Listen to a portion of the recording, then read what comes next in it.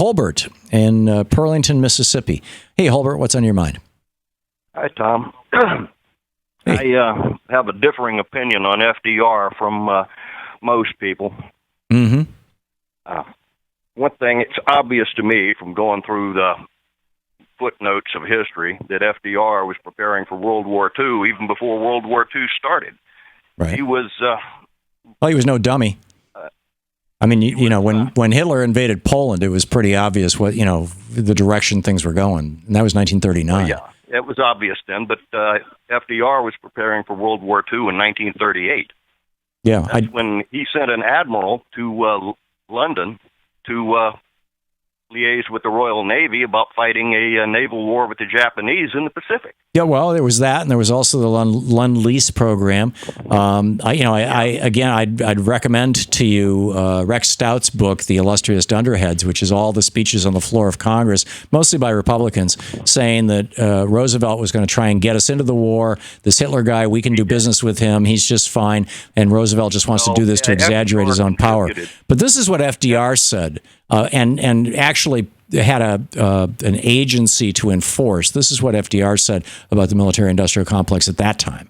Our present emergency and a common sense of decency make it imperative that no new group of war millionaires shall come into being in this nation as a result of the struggles abroad.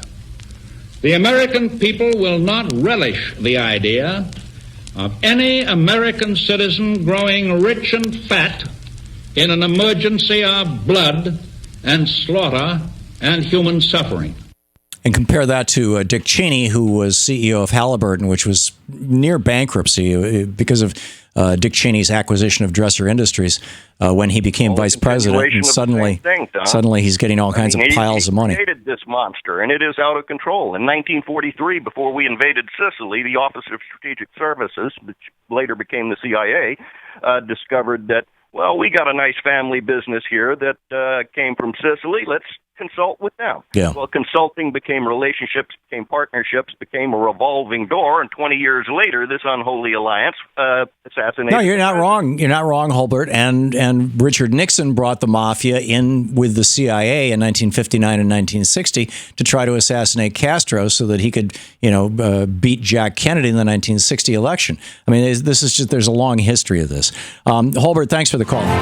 To watch more clips from our programs, hit the Watch More Videos button over here.